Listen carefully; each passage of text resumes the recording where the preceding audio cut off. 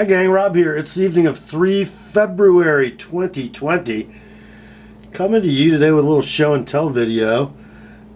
An oldie but a goodie, a most beloved timepiece in my personal collection, has just been to the watchmaker for a little bit of a refurb. And I thought I would show it to you and tell you why I love it. I am an aficionado of finely crafted Japanese quartz timepieces. I know that sounds a little strange, especially if you're coming to this video from the watch enthusiast community. I prefer high quality Japanese quartz watches to automatic Swiss watches. It's just me. I'm a big fan of Citizen Watch Company. Kind of the Yamaha to Seiko's Honda, right? In the watch world. Citizen Watch Company was technically founded in 1930 by a small group of Swiss and Japanese investors, and they sort of took over the Shokosa Watch Research Institute, which was founded in 1918 and had an operating plant in, I believe, Yokohama going back to 1912. So a very old Japanese company with Swiss influence and inspiration. They came on my radar screen in the late 90s with their introduction of the Citizen EcoDrive solar or light powered quartz movement, which this watch is one of. This is the BL8000. It came as the BL8000-54L when I bought it brand new in about 2003, and it came on this well-worn bracelet. So before we talk about the watch, let's talk about this thing. It was a combination brushed finished and polished link stainless bracelet, all solid links, push pins for adjustment. Even the end links were solid on this watch bracelet.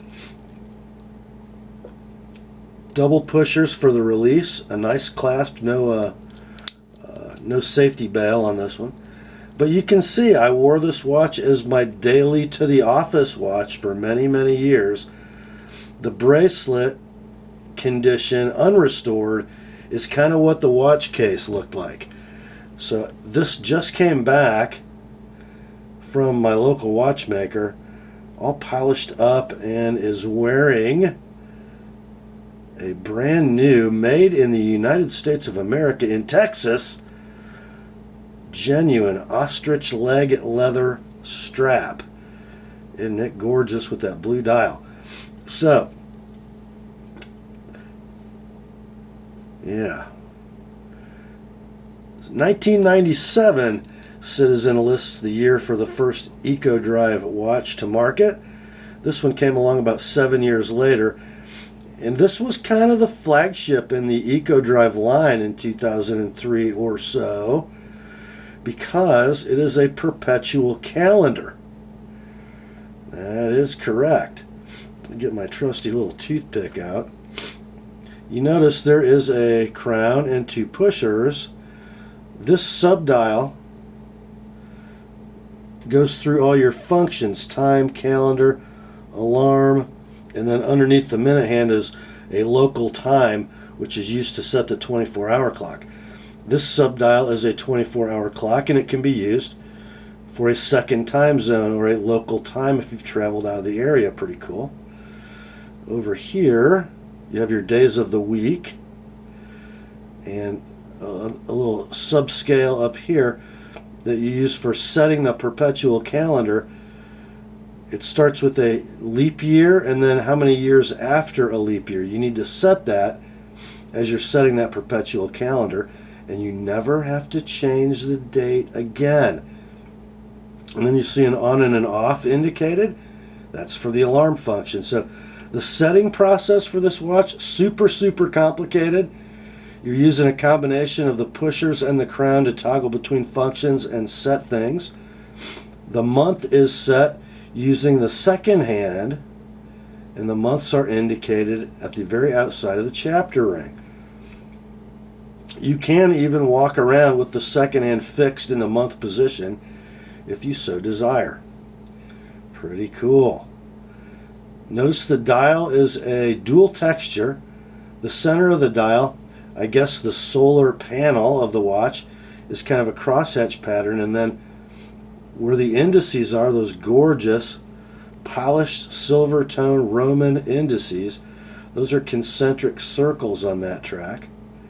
Just beautiful. I love how when the subdials intrude in the indices are cut off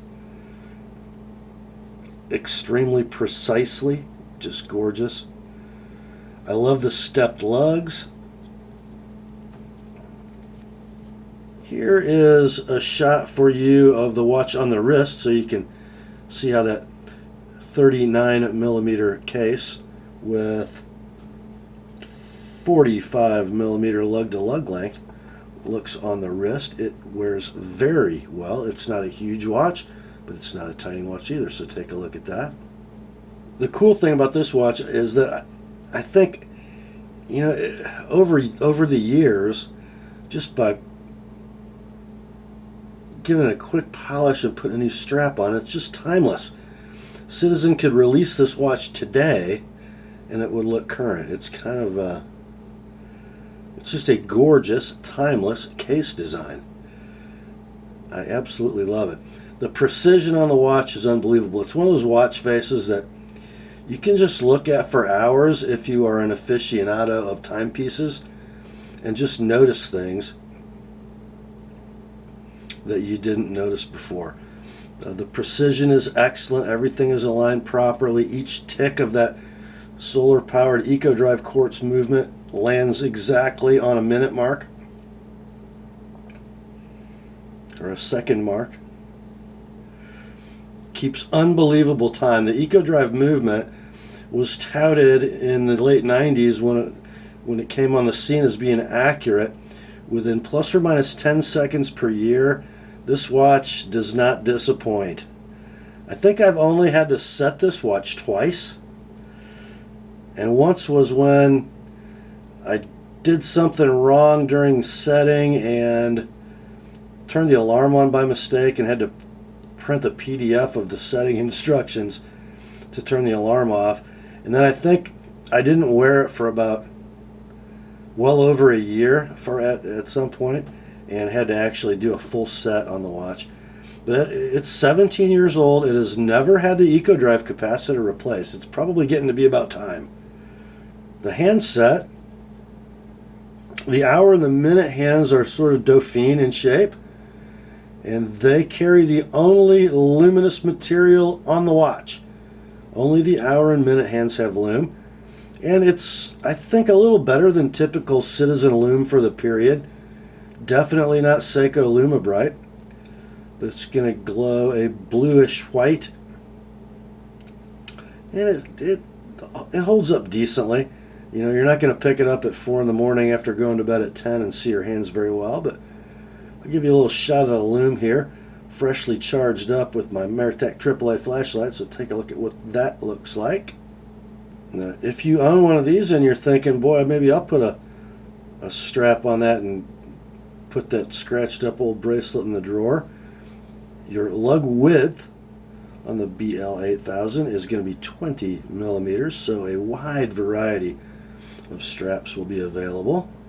And just a superbly handsome timepiece, I think.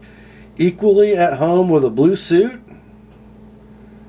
a blue blazer and some khakis, or blue jeans and an Oxford shirt untucked, I think. Especially with that ostrich strap. I just love this old girl, and I'm very happy to, you know, it's like with the new strap and a polish, it's like getting a new watch. Yeah. Many more years of service to come for this old girl.